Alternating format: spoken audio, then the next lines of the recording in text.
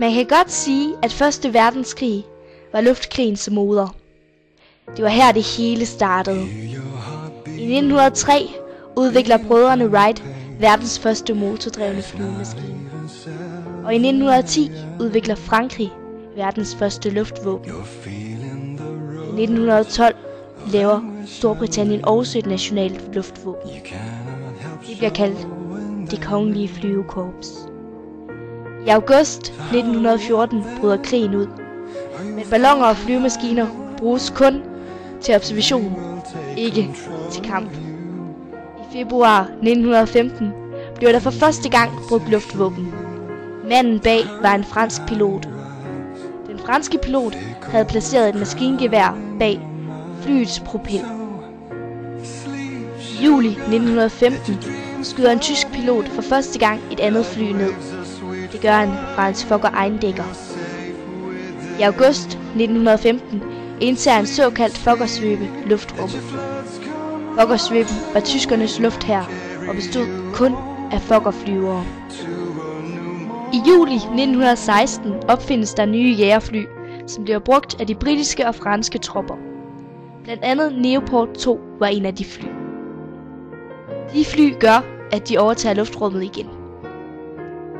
I oktober 1916 overtager tyskerne luftrummet igen med deres nye super gode dobbeltdækker jagerfly. April 1917 blev kaldt for den blodige april, fordi denne april stiger det britiske tabstal med hele 50%. I marts 1918 producerer Storbritannien og Frankrig dobbelt så mange fly som Tyskland. Det gør, at de overtager luftrummet igen. I maj 1918 laver tyskerne det, som senere bliver kaldt for 1. verdenskrigs bedste jagerfly, Fokker DRI. Dette fly fører til den anden Fokker-svøbe. Krigen slutter i november 1918.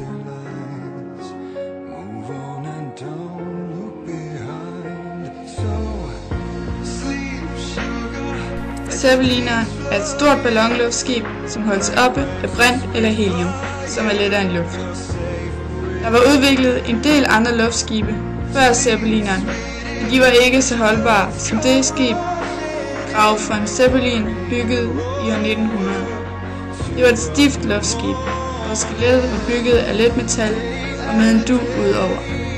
Den havde dog den samme form som de tidligere, nemlig aflang for at mindske luftmodstanden. Det tyske militær kunne godt se mulighederne i luftskibe og købte derfor en hel del af disse skibe. Krigen startede i 1914, havde den tyske hær 20-25 fuldt funktionsdygtige zeppelinere. Men i løbet af krigen kom der flere og flere, og til sidst havde der i alt været 88 zeppelinere i luften. I starten brugte man dem kun til observation, men i 1915 opdagede man, at man kunne sætte bomber ud fra luftskibet, og dette blev gjort. Men det var ikke særlig præcise bombninger, da luftskibene befandt sig i de højere luftlag, og vindene var meget kraftige. Det var mest Paris, men især London, det gik ud over. Skaderne var dog ikke så store. Alligevel var civilbefolkningen skræmt. Som modangreb stillede man luftværnskanoner og projektører op, mens flyvere fløj rundt og skød ballonerne ned. Der var knap så godt for zeppelinerne, da de var meget store og derfor et let mål. Samtidig gik de også i brand, når de blev skudt ned. Helium og brint er meget brændbare gasser. Cirka 60 ud af de alt 88 zeppelinere blev skudt ned. Resten blev overdraget til de allierede efter krigen.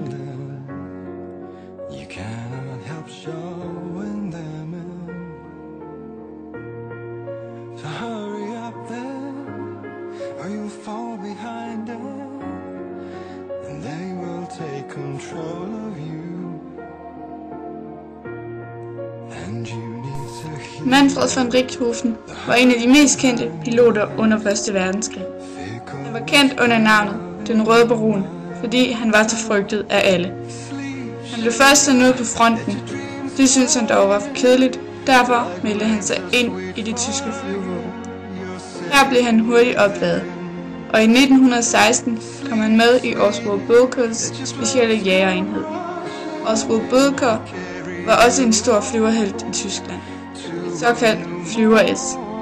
I den enhed blev Manfred gruppefører, og med sin gruppe skød han hele 80 fly ned, inden hans død i april 1918. De sidste 20 skød han ned i sin røde Fokker DRI, et fly med 3 vingesæt, som var malet rødt. Derfor blev han kaldt den røde baron, fordi han fløj rundt i sin røde Fokker og skød alle fjendtlige fly ned. Han var også et såkaldt Flyver S. Han var rigtig respekteret, både i Tyskland, men også i Frankrig og England. Det var nærmest en ære for nogen, hvis de blev forfulgt af den røde baron. Blandt andet var der en engelsk pilot og hans observatør, som var på mission i Nordfrankrig, da deres motor pludselig blev skudt i sænk. Da de var på vej ned, opdagede de, at det var den røde barons lille røde trippeldækker, som havde skudt dem ned. Englænderne overlevede, men på den tyske side af fronten. Derfor blev de taget som krigsfanger resten af krigen. Men de så det ikke som et nederlag. De så det som en ære at blive skudt ned af den største af alle piloter, den røde baron.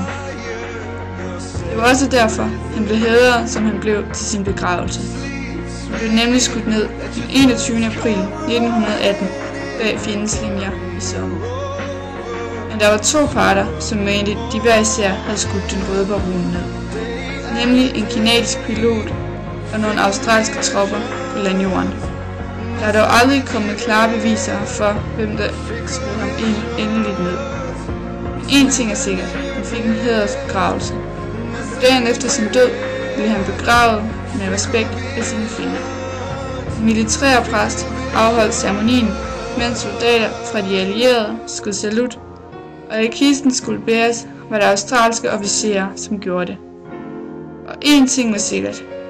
Det var et meget stort tab for tyskerne, og en lettelse for de allierede, da han døde.